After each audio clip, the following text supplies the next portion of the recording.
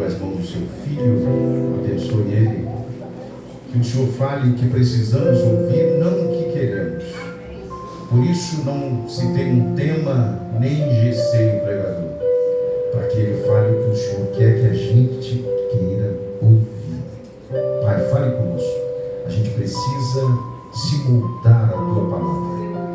E é nesse momento que o Senhor fala com esta casa. Abençoa teu filho nesta noite, em nome de Jesus. Amém. Queridos, a paz de Cristo.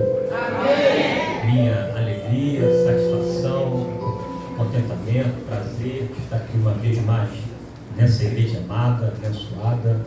Louvo a Deus pela vida do pastor Walter Guedes, um amigo que Deus tem me concedido na caminhada. Também confesso aqui que ao final do culto eu falarei com ele e solicitarei um gabinete urgente. E vou perguntar a ele: pastor, porventura, que mal lhe fiz para colocar sobre mim um desafio hercúleo como este aqui, de pregar nessa noite, tendo aqui a minha retaguarda grandes pastores, homens de Deus, pastor Luiz Cláudio, meu amigo de muitos anos. Eu, novo convertido, praticamente já ouvi o pastor Luiz Cláudio pregando, né? Uma grande referência. Tivemos o privilégio de servirmos a Deus juntos em outro tempo, um tempo de crescimento. Eu vejo, pastor Luiz Cláudio, que esse tempo contínuo hoje se reflete, se manifesta, porque eu sei que nós somos resultados de boas influências, resultados em que Deus levanta pessoas dele para investir em nós, servir de inspiração. Quantas vezes eu ouvi o pastor Luiz Cláudio pregando e me inspirei também nessa dinâmica. Portanto, Deus faz assim, né? Também aqui conhecendo os pastores, amigo do pastor, enfim, pastor muito honrado em conhecê-los. Confesso aqui que eu me sinto, não sou Davi, mas me sinto o menor na casa do meu pai, né? Mas a Deus seja a glória. Dito isso, por favor, abra sua Bíblia, inclusive no Salmo de Davi, o Salmo 40. Vamos pensar nesse salmo nessa noite, em rápidas palavras. Eu confesso que não irei estender mesmo por conta de inúmeras atividades que já temos para essa noite. Salmo 40, salmo que você já leu, releu, conhece, citou, já foi fruto inclusive das suas orações. Aqui iremos pensar nele em poucas palavras.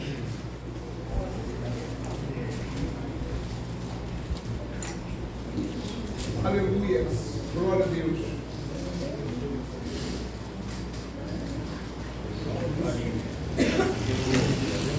Diz assim o texto bíblico: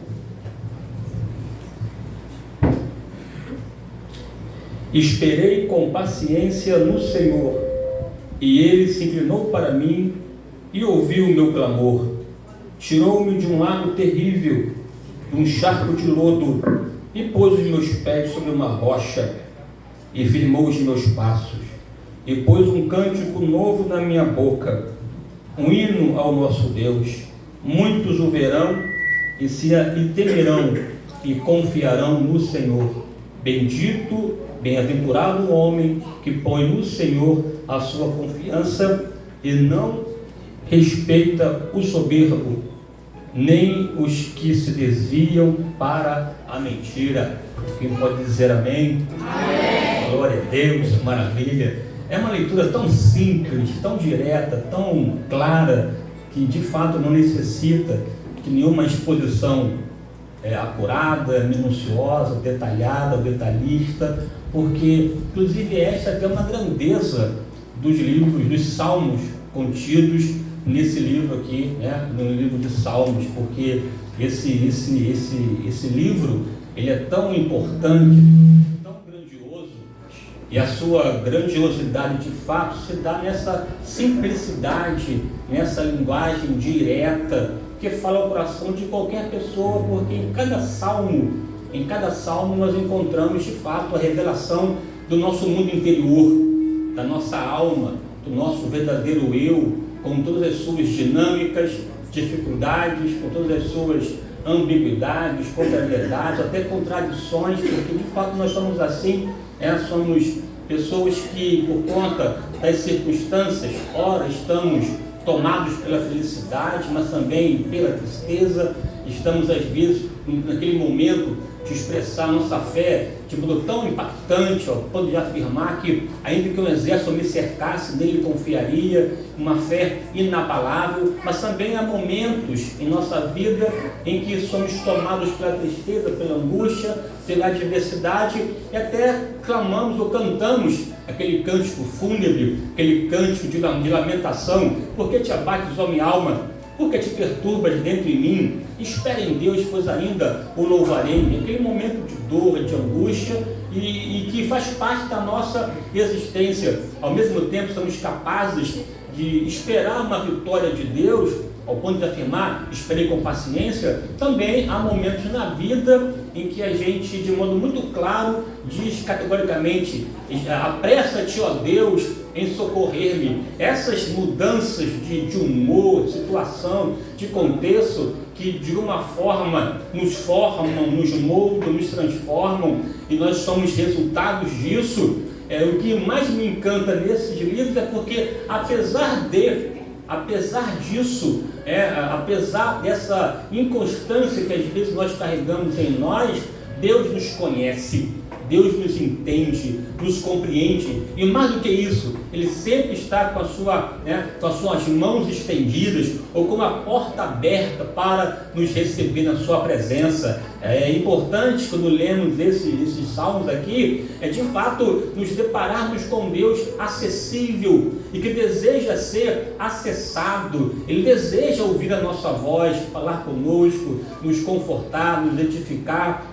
Conforme mesmo disse o Salmo 23, refrigera a minha alma, ou seja, restabeleça o meu vigor, revigora as minhas forças na caminhada. Esse Deus que se manifesta em meio a tantas adversidades que nos cerca. Inclusive alguns pensadores até disseram sobre esse salmo que ele serve como se fosse de fato um espelho da nossa alma. É a anatomia humana na qual todas as partes que nos formam estão nesses salmos aqui reveladas, refletidas, porque encontramos aqui humanidade. Aqui eu aprendo uma lição aqui direta, que Deus não espera de você perfeição absoluta, não espera de você uma postura de uma constância que não vai de um momento cambalear. Ele sabe que somos pó, conhece a nossa estrutura. Não estou aqui de forma alguma aqui legislando em função de algum tipo de desvio. A Bíblia é clara, é categórica em nos exortar, nos orientar, nos estimular a vivermos em santidade para a glória de Deus. Sede santos, porque eu sou santo, diz o Senhor. Não há nenhum momento, nenhum lugar na Bíblia que negocia, socializa ou relativiza o comportamento de pecado. Não, você nasceu de novo, você é nova criatura, é nova criação, deve viver para a glória de Deus. Você deve ofertar o seu corpo, a sua vida em sacrifício vivo, santo e agradável a Deus, que é o nosso culto racional, e aprender a adorar na beleza da sua santidade. Todavia, no entanto, Deus nos conhece e é capaz de nos aceitar no seu pavilhão, e não somente nos aceitar lá, também nos esconder no seu pavilhão, de sorte que você pode desfrutar da boa, poderosa e incomparável mão do Senhor. Este livro aqui é tão impactante porque ele é como se fosse de verdade o coração da Bíblia, porque revela a alma, revela sentimento, revela a nossa interioridade. Para a nossa alegria, se nós fôssemos separar a Bíblia em capítulos, o capítulo central da Bíblia seria exatamente o 118, o Salmo 118, e o verso 9, que diz assim: a melhor coisa é confiar no Senhor do que confiar no homem. É um chamamento à adoração, ao quebrantamento, à vida devocional. Quantos aqui, no seu relacionamento com Deus, não utilizou uns salmos desses aqui para poder se encorajar, se inspirar e passar a adorar e clamar a Deus e ter o seu clamor atendido pela sua presença? Quem concorda, diga amém. E dentre esses salmos aqui que nós pensamos e citamos e comentamos, o Salmo 40 está perfeitamente nessa esteira, nessa linha, nessa dinâmica. É um salmo como o 23, o 27, o próprio 40, o Salmo 91. São salmos que nós sempre citamos em nossas orações, em nossas prédicas ou em nossas oportunidades, porque é um salmo muito fácil e muito direto. Mas eu quero aqui nessa noite com você extrair deste salmo algumas lições tão importantes. Não quero aqui de forma alguma inventar a roda, não quero aqui de forma alguma trazer novidade, porque até um problema, quando o pregador ou alguém que faz uso do microfone vir com a intenção de trazer novidade. Eu prefiro pregar aquilo que já é pregado há mais de 2000 anos de história. Eu prefiro pregar o que Paulo pregou, o que Pedro, João, enfim, o que a Bíblia manifesta. A novidade, deixa para quem é muito esperto, muito inteligente e quer trazer novidade. O problema é que muitos desses que trazem novidades acabam se perdendo na caminhada, e ao ponto de, inclusive, o próprio apóstolo Paulo dizer: olha, cuidado, tem alguns aí que estão com novidade, só que as suas palavras são como se fossem gangrenas, como câncer, porque estão desvirtuando, distorcendo o que a própria Bíblia diz. Você não precisa inventar a roda, é só pregar o que a Bíblia diz, que vai dar certo em nome de Jesus. Então aqui nesse salmo aqui, a gente aqui aprenderá que o problema, a adversidade ou as lutas não nos afastam de Deus.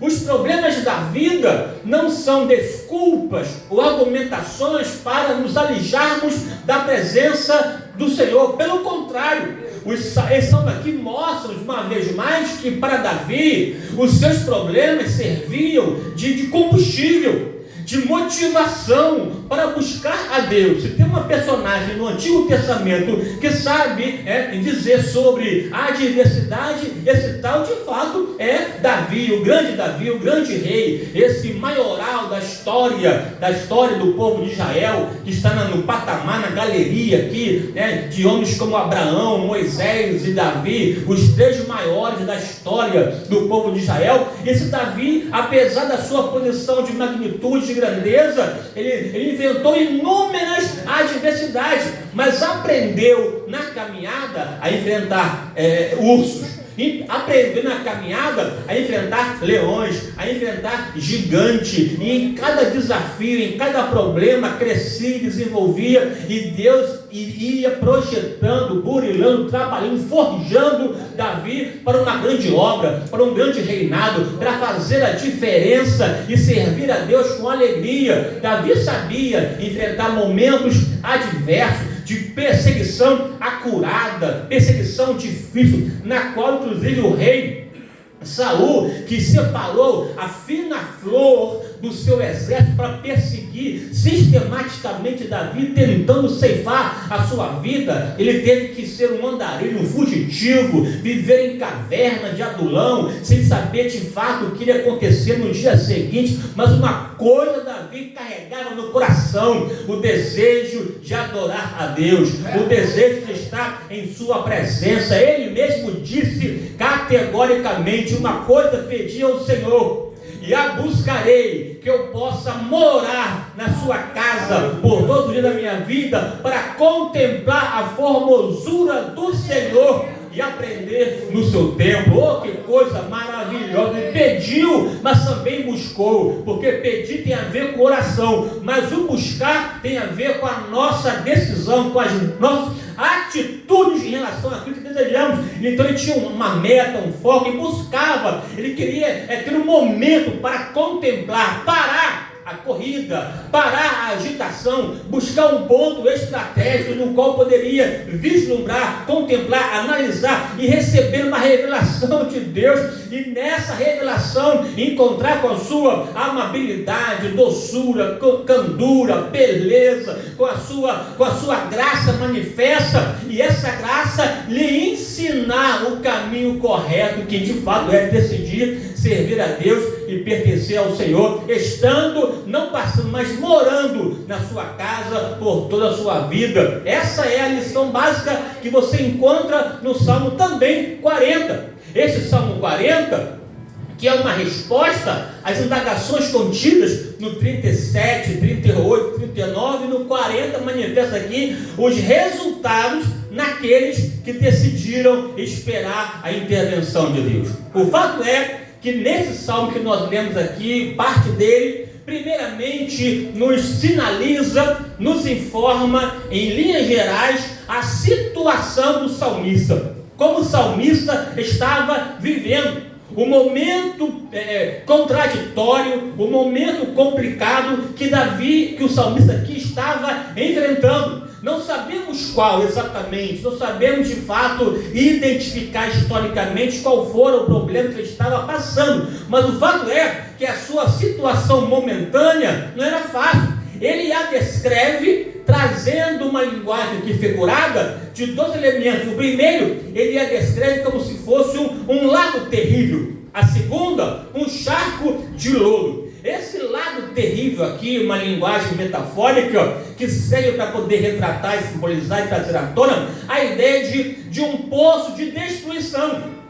Ele estava vivendo num contexto não de um problema pequeno, não de uma adversidade qualquer, não. A situação era extremamente grave, extremamente difícil, era semelhante a um poço de destruição. É aquele momento em que a pessoa está num profundo sufoco, onde não há saída, não há solução, não há perspectiva. Naquele momento em que a pessoa já usou tudo que possuía, já usou seu network, contato, telefone, recurso e tal, e por mais que a pessoa tente fazer ou venha fazer porque tem que fazer, ao final de tudo se encontrava exatamente dentro de um poço profundo, desse lago terrível, do poço de destruição. É literalmente aqui o fundo do poço.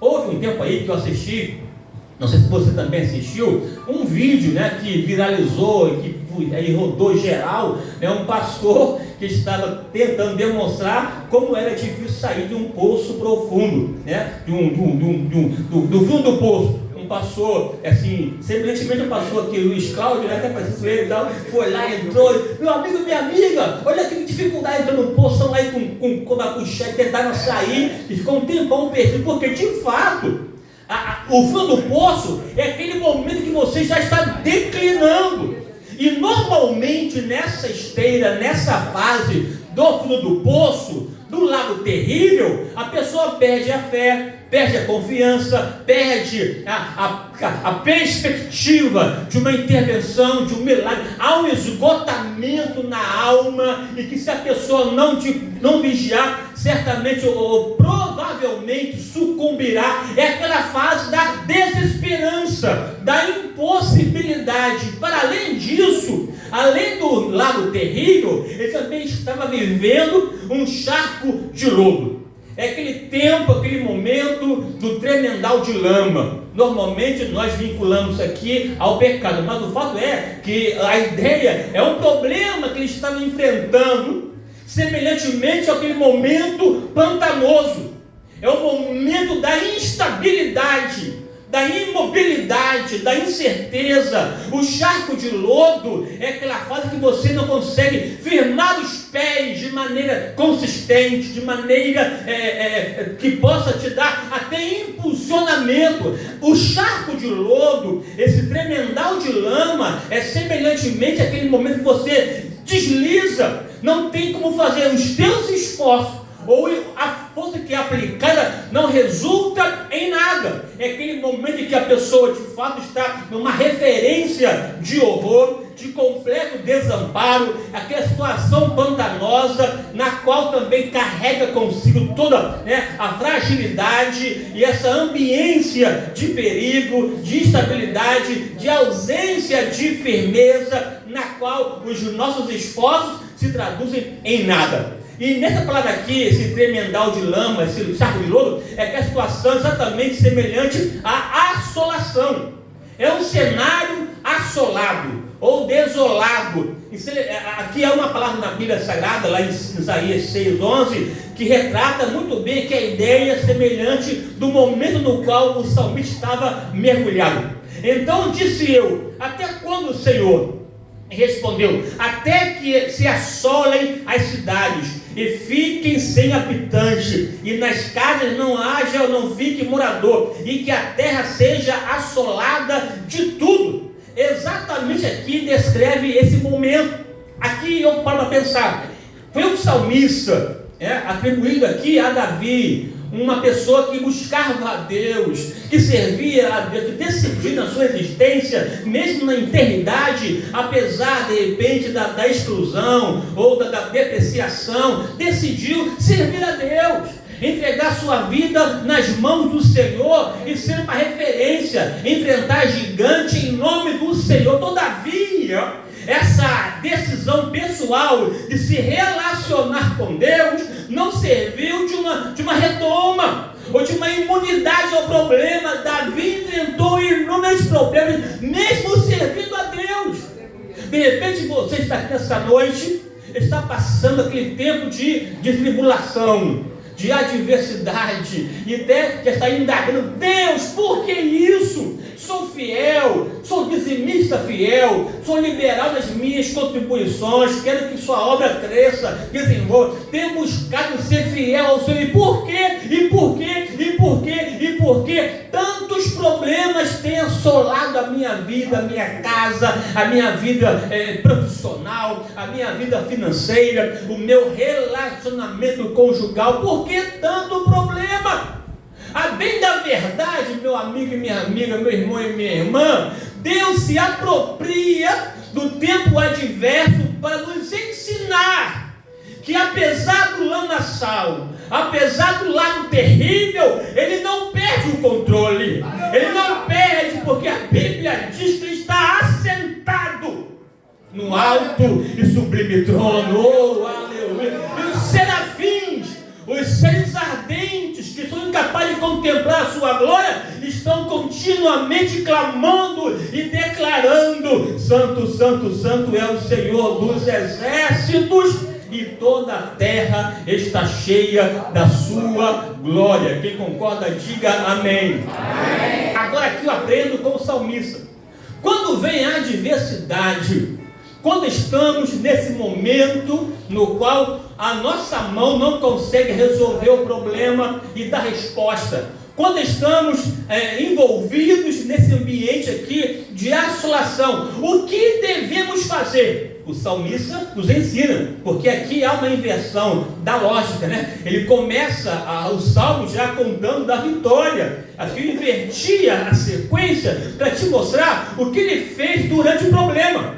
A primeira coisa que você encontra aqui nas atitudes do salmista é essa: quando estava em meio ao problema, ele desenvolveu a capacidade de esperar o tempo de Deus.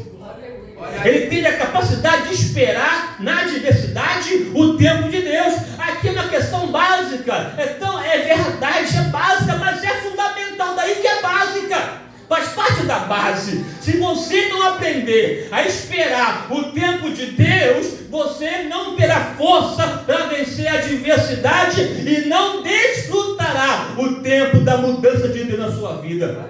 Davi aqui, ele desenvolveu o poder de esperar. E esperar está vinculado à ideia da esperança. E a esperança é a capacidade que nós temos, ou nos capacita a olhar para frente.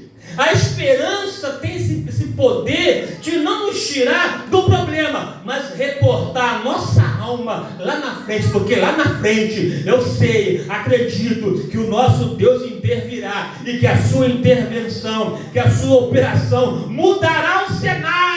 Eu sei que ainda vou louvar o nome daquele que vive e reina para sempre. A esperança, ela nos remete, ela consegue tirar a nossa alma, né, do poço, mesmo que o nosso corpo esteja lá, mas ela libera a nossa alma para olhar para cima, contemplar o nosso Deus. Elevo os meus olhos para os montes, de onde me virá o socorro? O meu socorro vem do Senhor, que fez os céus e a terra. É nessa capacidade que você precisa desenvolver a sua capacidade de esperar em Deus. Não está acabado. Você até pode estar vivendo um momento de lamaçal, um momento de lago, de poço, né, de lago terrível, ou de poço profundo, esse momento de adversidade, mas este momento não define a sua história, este momento não marca o seu ser. Deus tem virada, Deus tem poder para restabelecer a sua história e te mostrar que Ele tem poder, inclusive, de ordenar o sepulcro e se abrir e o morto ressuscitar, porque Ele é o Senhor. Quem concorda, diga amém. Esperar é olhar para frente e saber que Deus intervirá. Portanto, a nossa alma deve ser alimentada com isso. É tão importante a esperança, né, que inclusive é uma das marcas que permanece, pois, a fé, a esperança e o amor. Por mais que o amor seja o solo no qual a esperança e a fé estão pavimentadas, mas é importante esperar. Quem espera no Senhor tem a sua força renovada em nome de Jesus. Quem concorda, diga amém. Além de esperar no Senhor, aqui também o salmista desenvolveu a capacidade de ter paciência, de ser perseverante. Não é esperar somente um dia, um mês, um ano, 2, não. É esperar o tempo necessário, é esperar o tempo oportuno. Humilhar-vos, pois, debaixo da potente mão de Deus, porque no tempo oportuno Ele vos exaltará. Essa questão deve ser uma questão resiliente, contínua, constante. Tanto que aqui essa esperar com paciência tem a ver com uma esperança replicante. Uma esperança como se fosse esperei esperando, esperei e esperei. Agi esperando, e a esperança renovava a minha esperança, de sorte que de esperança em esperança. Aqui é a ideia do original, é você esperar continuamente, é esperar com paciência, é esperar sem questionar a Deus, é esperar entendendo e adorando a Deus em meio à adversidade, porque o seu louvor estará continuamente em minha boca, a despeito do momento, da adversidade. É aquela decisão de que eu continuarei esperando no Senhor. É a tal fé inabalável. Depois de fazer tudo, permanecer inabalável, porque sem fé é impossível agradar-lhe, porque é necessário crer que Ele existe, mas também que Ele é galardoador, presenteador daqueles que o buscam. Aleluia! Uma fé resiliente, uma perseverança, um ato contínuo de esperar e continuar esperando. Além de esperar, esperou de modo paciente. Além de esperar de modo paciente, ele também fez uma outra coisa. Ele orou ao Senhor. Orou. Não somente esperar, não somente aguardar em silêncio a salvação que vem do Senhor, mas também clamar. Esperei com paciência no Senhor e Ele ouviu o meu clamor. Essa oração do salmista também não foi uma oração qualquer, foi um grito de desespero, mas um grito dirigido e voltado para Deus. Queremos muitas coisas de Deus, queremos sua intervenção, os seus milagres, mas não queremos às vezes esperar, continuar esperando, e enquanto espera, regar essa espera mediante o óleo da oração. Oh, que maravilha! Meu irmão e minha irmã, quer vencer? É só clamar ao Senhor, porque a Bíblia diz: e clamou este pobre, e o Senhor o ouviu, e o livrou de todas as suas angústias. Clama a mim, e responder-te-ei, e anunciar-te-ei coisas grandes e firmes que não sabes. Há um poder extraordinário na oração, meu irmão. Você não pode negligenciar a sua vida de oração. Quem ora, fala com Deus, mas além de falar com Deus, também escuta a voz do Todo-Poderoso. É tempo de buscar o Senhor, é tempo de clamar a Deus. Na adversidade, não desista. Não entregue os pontos, espere em Deus, continue esperando, e enquanto você espera, busque a Deus em oração, porque oração pode, inclusive, transformar a estéril em mãe de filhos. Oh, que maravilha! Ana, uma mulher envergonhada, humilhada, estéril, infrutífera, mas ela chorou e clamou abundantemente, até que Deus se lembrou de Ana. Ao se lembrar de Ana, abriu a sua madre, ela deu para Deus o que ela mais queria, e Deus a retribuiu, dando mais 5 para ela, porque Deus é assim, Ele ouve o clamor, e no tempo exato intervém, e ao intervir, Ele muda o cenário para mostrar que Ele é o Senhor, e que a última palavra provém da sua boca. Quem concorda, diga amém. Agora, para além disso aqui, o que mais me encanta nesse salmo não são, né, as formas como Davi enfrentou de uma forma maravilhosa, mas o que mais me encanta são as atitudes de Deus. A maneira como Deus tratou Davi, o salmista, nesse salmo aqui que descreve. Que de repente para você é tão costumeiro, é tão rotineiro, que você até perde o encantamento, perde o brilho, né? A beleza da maneira como Deus agiu em relação ao salmista. Você viu que ele estava numa situação complicada. Você que ouviu minimamente o que ele fez para poder ter uma vitória. Mas o que Deus fez? Primeiro, Deus se inclinou para Davi para ouvir o seu clamor. Ah, pastor, coisa simples. Não, aqui inclinar é aquela decisão de Deus de parar e virar o rosto para dar atenção. Irmãos, você está diante de um Deus indescritível. Um Deus não se pode retratar através da explicação humana, em função da sua grandeza, da sua majestade, soberania, da sua suntuosidade. Um Deus que habita nas alturas, um Deus que está vestido de glória e de majestade, que pega a nuvem, faz carruagem e cavalga nas asas do vento. Um Deus que coloca em suas mãos as águas do oceano.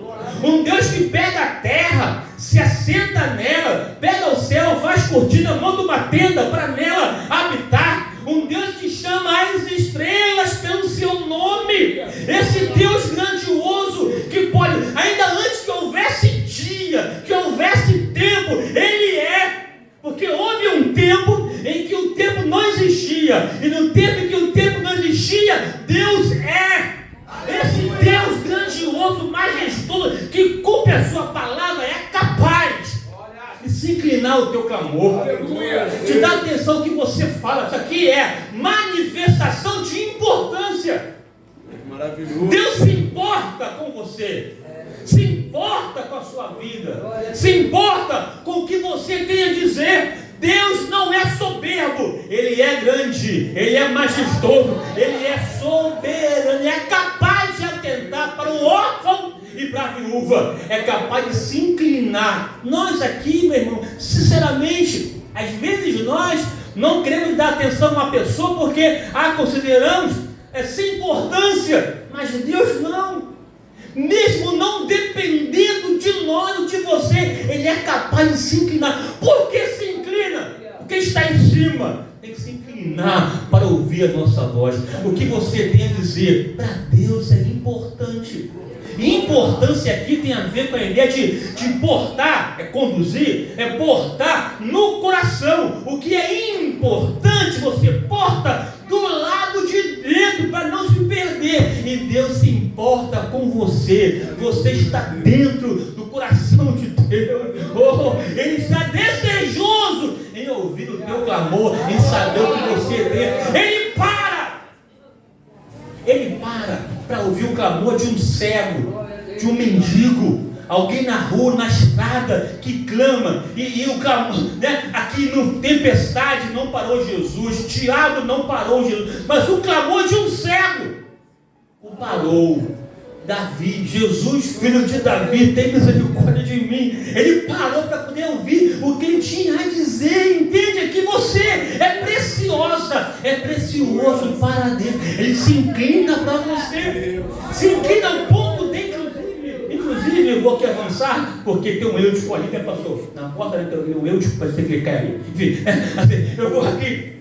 Então, assim, ele se inclina para você, se inclina ao ponto de até perder aqui a minha linha de raciocínio, porque o Eutico ficou ali, acabou me roubando aqui a atenção. Enfim, aqui voltando, esse Deus se inclina para ouvir o teu clamor e está desejoso em te atender. E foi tão forte o que Davi disse a Deus, que Deus levou em consideração. Ele concordou na argumentação, na forma, na fala, no problema, né? Porque estava clamando e conversando. Deus parou para ouvir, e essas palavras que ele ouviu na oração do salmista atingiram o coração de Deus. Deus se sensibilizou, Deus foi tocado por ela. O que você fala toca o coração de Deus. E quando Deus tem o seu coração tocado, pode se preparar, que Ele vem a partir daí agindo. Mas antes da ação, tem esse contato, essa argumentação. Ele se inclinou. O que você tem para dizer? Por que você não diz? Por que você não fala? Por que você não argumenta? Conversa com Ele. Então, veja aqui. Esperei com paciência no Senhor, Ele se inclinou para mim e ouviu o meu clamor. Esse ouvir aqui não é escutar. Esse ouvir é decidiu agir mediante as falas do salmista. Ele foi aqui, numa linguagem humana, aqui convencido. Não, realmente eu vou intervir, eu vou operar, eu já ouvi o clamor dele, tem sentido, não está mais no tempo de viver no charco de louro, não está mais no tempo de viver em lamaçal, não, eu vou agora atuar, eu vou mudar a realidade, vou mostrar para ele que é possível viver uma novidade na presença de Deus. E Deus ouviu. Esse ouvir aqui tem a ver com responder favoravelmente. Esse ouvir significa responder favoravelmente. Deus concordou e decidiu, portanto, agir e operar na vida dele. Tanto é que decidiu que vem aqui uma outra ação. O Senhor, esperei com paciência no Senhor, Ele se criou para mim, ouviu meu clamor, né? Aqui, e tirou os meus pés, né? E me tirou do lago terrível e me colocou na rocha. Tirou, o verbo tirar é o verbo que expressa ação, expressa atitude. Tirar, porque está lendo tanto esse negócio, lê e não perde a beleza. Tirar demanda uma força, demanda uma energia liberada que transforma. Se eu aqui usar minha força, eu posso tirar daqui esse laptop e levar para cá. Mas eu posso mover esse equipamento se eu usar uma força, se houver trabalho. O tirar de Deus tem a ver aqui com a decisão dele em liberar poder para mudar a realidade. E a mudança de Deus sempre será de maneira antagônica. Onde Davi estava?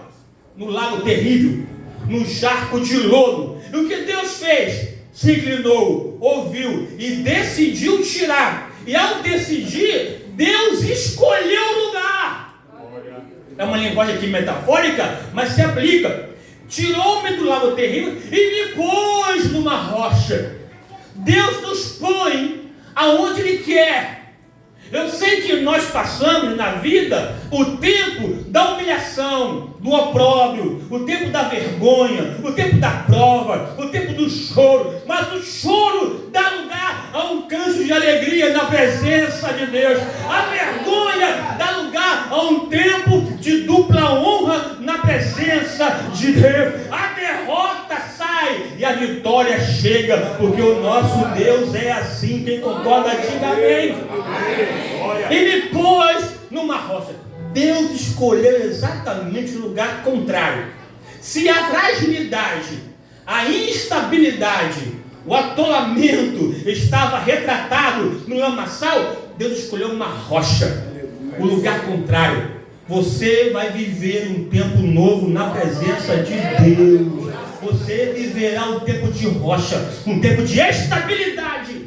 Estabilidade emocional, estabilidade espiritual, estabilidade física na presença de... Porque rocha pode dar um impulso só, que você vai para frente, as coisas acontecerão. Você vai ver que o teu trabalho, o teu serviço na presença do Senhor se traduzirá em frutos para a sua glória e para o seu louvor. Deus é assim, Ele escolhe e põe, porque você é semelhante a uma árvore plantada junto ao ribeiro de águas, a qual dá o seu fruto na estação própria, cujas folhas não caem, e tudo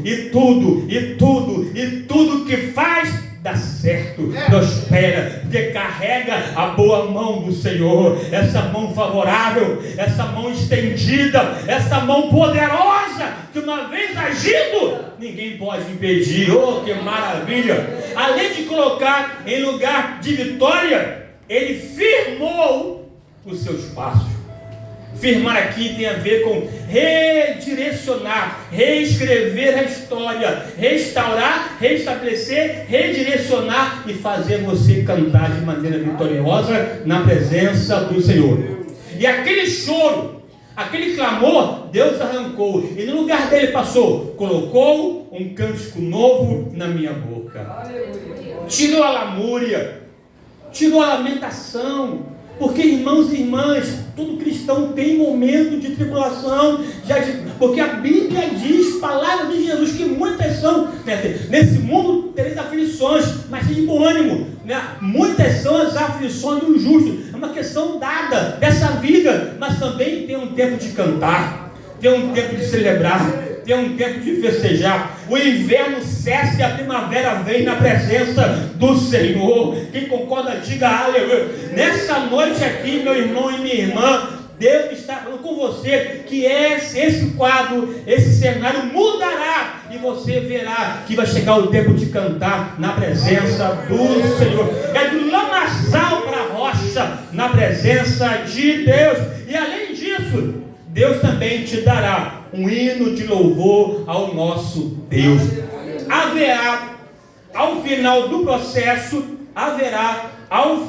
do processo a adoração. A adoração. Você vai adorar ao Senhor. As pessoas verão o que Deus fará na tua vida. As pessoas verão, temerão e confiarão no Senhor. Você será testemunho vivo do que Deus pode fazer. Quem recebe, diga aleluia. Quem recebe, diga glória a Deus. Você será uma testemunha ambulante do favor de Deus, da bondade do Senhor. Porque vinde e vede que o Senhor é bom. Ele é bom, Ele faz bondade. O nosso Deus é especialista em tirar o pobre do monturo colocar entre os príncipes. Ele é especialista em tirar alguém do anonimato e Ele mesmo, sem artimanha, sem precipitação, sem colocar o carro à frente dos bois, esperando o tempo de Deus. Ele é especialista em te projetar, porque o mesmo Deus que aguardou Jesus 30 anos, quando chegou o momento, o tempo exato, aquele anonimato, deu lugar a uma voz que dizia: este é meu filho amado que me compraram, escutai-o. Virá o tempo de ter na sua casa, na sua vida, na sua família, e você celebrará aquele que vive e reina para sempre. Quem concorda, diga amém. São 12 anos de vitória, 12 anos de clamor e de resposta. É somente para sinalizar que coisas maiores virão para a glória do nome do Senhor. Quem concorda, diga aleluia e amém.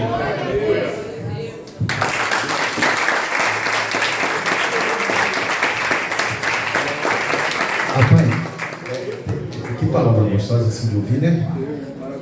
Eu gosto de ouvir. Tem